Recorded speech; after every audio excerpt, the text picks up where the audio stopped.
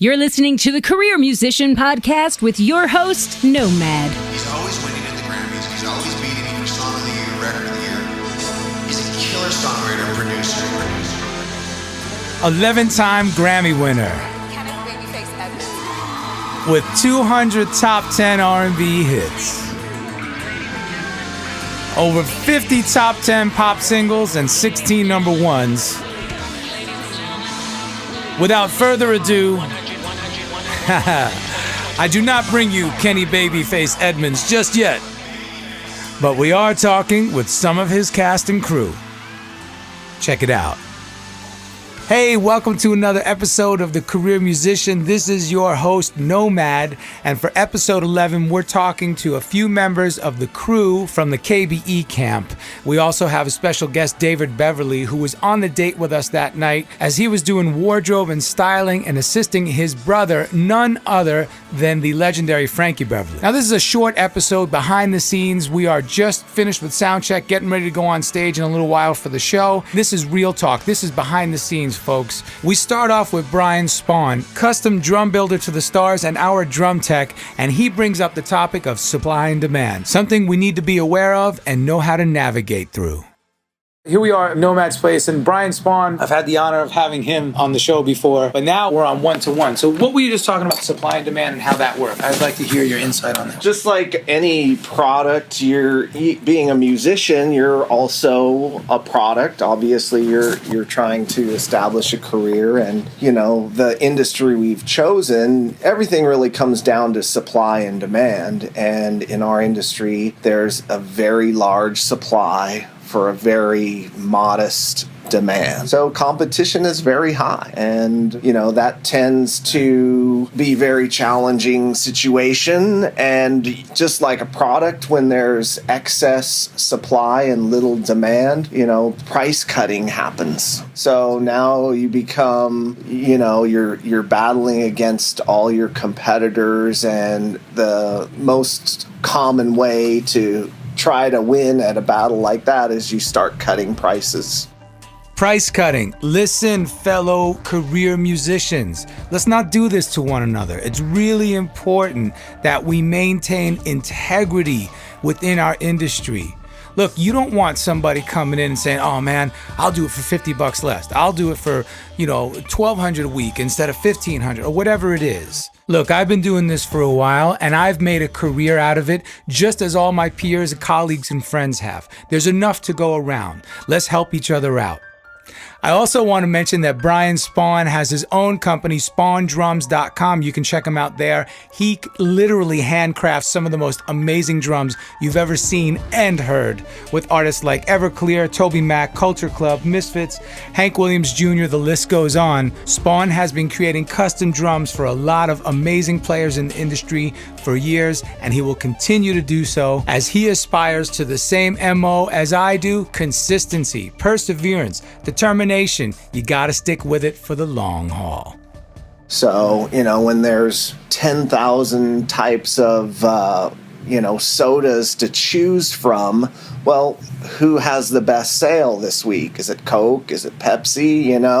Now it's 99 cents, for a six-pack, or versus whatever. $1.27 for another brand, and so you go with the cheaper one, right? That happens a lot. It depends. When we go to the grocery store, that's a great analogy. We kind of do that all the time. Yeah, everybody's always looking for, a deal and stuff, and unfortunately, with such a oversupply of musicians and few places to play, in the last 10, 15 years, I think the number of tours is down, the number of clubs that have live musicians play is down. It's so easy with technology, with how good it is to circumvent real musicians, that it becomes very easy to just do something digital, whether it's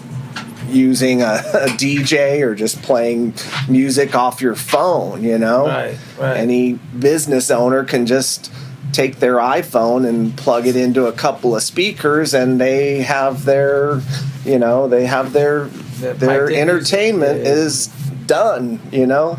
No bands to hire, no need to deal with that whole thing. And, you know, it's too bad that there just is not the kind of live performing possibilities that there were years ago. I truly believe that what separates those who have and who have achieved and attained their dreams versus those who don't is simply the willpower to go for it in the face of sheer adversity. I do this podcast for myself and my own encouragement to remind me, hey, keep going no matter what. Yeah, I know the stats. I know the odds stacked against me. I know the reality of the music business. But guess what? It doesn't stop me. I truly feel I was created to do this. Therefore, I'm going to operate in my gift on a daily basis. Additionally, if you've heard some of my past episodes, you know that my word for 2018 is consistency. I truly believe we have to remain consistent in our actions, in our routines, our agendas, our practicing, our business protocol, etc. And then we will truly see the results of our consistent efforts. Make your voice heard. Leave a review and subscribe at the Career Musician Podcast. You are on Candid Podcast, Mr. E.T. Etere Deravides. Yes, you are. E.T. is a production manager to the Stars. Currently, his main gig is Babyface Edmonds. Yeah, today. But your residency at the Jason time, Mraz. Jason Mraz, right? So we're talking about the industry as a whole. It shifted in how we have to adapt. So and then we were talking about supply and demand. Obviously, there's a lot more supply than there is demand for live music. And there's a lot more musicians, and there's even a lot more musical products. I was just at Summer NAMM, and man, it's Summer NAMM, of course, is the baby version of NAMM, but there's still so much gear. So, any thoughts on all of this stuff? Same thing, there is a huge amount of musicians and bands, and there's just not as many places to see them anymore. There's not as many great live venues to go to. A lot of the big venues always. But there's not a lot of the smaller club atmosphere, jam places that there used to be. Not a lot of the coffee houses and places to play as much. And it's gotten so expensive to tour, a lot of these bands just can't afford to do it, to get out there and play. You've been a production manager for how long now? I've been doing this for 35 years. 35 years. What are some of the shifts that you've seen over the course of your career? Well, I mean, when I first started, you used to play clubs for like a week. So you'd be kind of the band of the week, and you do 2-3 sets a night. Yeah. And you can do 5 or 6 clubs within a 40-50 mile radius, and a lot of that's gone now. So you don't get to actually see a lot of these live acts like you used to, and a lot of it's social media now. Right. Where people get on. Which is what we're doing here. Yeah. They're doing the YouTube thing and that. So live music just seems to have come down. But what's interesting is why I do this is I try to perpetuate awareness of what I'm doing with my instrument in a live context or on my records, right? I don't want people just looking at my Facebook page or my YouTube page. Right. I want people to be interacting with me, So for me, there's no substitute for the live show. Yeah, I think a live show really, for me, most bands, a lot of bands put on a better live show than their records. Right. Bro. Because they can do a lot. All right, that's E.T., short for Etere Deravides, our very own Sicilian-Italian production manager, front of house. We actually have 3 people in that position. As a career musician, oftentimes you have to shuffle things around. So E.T.'s main gig is Jason Mraz, but he's been with Babyface for as long as I've been there. And I initially met him on the Natalie Cole gig, God rest her soul. And now we'll tune in to Mr. Ziggy Diaz walking into the room. He is our stage manager and playback engineer. I've known Ziggy for years from the Nashville days. He's an accomplished keyboard player, songwriter, producer, DJ in his own right, in addition to working with the KBE camp. He rushes into the room talking about some cool tech stuff. Let's see. Ziggy Diaz, our stage manager and backline tech. Hey, what's up, guys? I just want to say that I just went and tested out the, what are those things you put on your eyes and it's like 3D, the Oculus or something? Oh, bro, it's off the chain. Amazing. Samsung has it. Really? For the Samsung Note 4 and the Galaxy S6. Yes.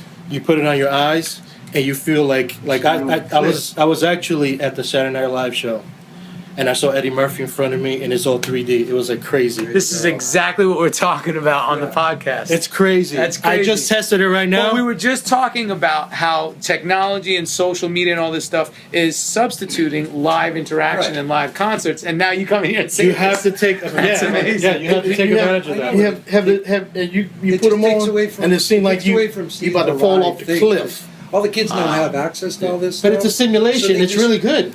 I know, but it's not the same as seeing I know it's not going to be the same. It's live in person. in person. Yeah, no, of course. You know, so all the kids sit on their couches now and just go to YouTube. But there's like nothing technology-wise right now where that's at. That's like amazing. But it's all generational, don't we? Don't you agree? By the way, we have David Beverly here. Say hey. What's up to all the family? Love you guys. Glad to be back. That's right. And David, talk to us about what you do on the road for musicians.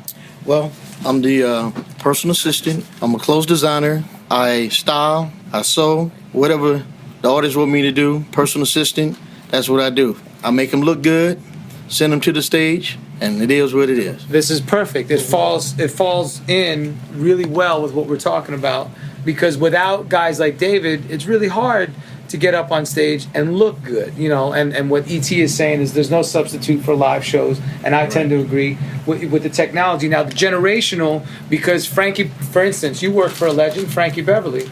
Frankie Beverly's demographic is older, right? Right. They're not going to react to the technology the way the new generation is. Right. They're going to want to come to the concert, rain, shine, or whatever. They're going to be here. That is correct. Right? So what's going to happen if the new generation keeps relying strictly on technology and doesn't come to the live show?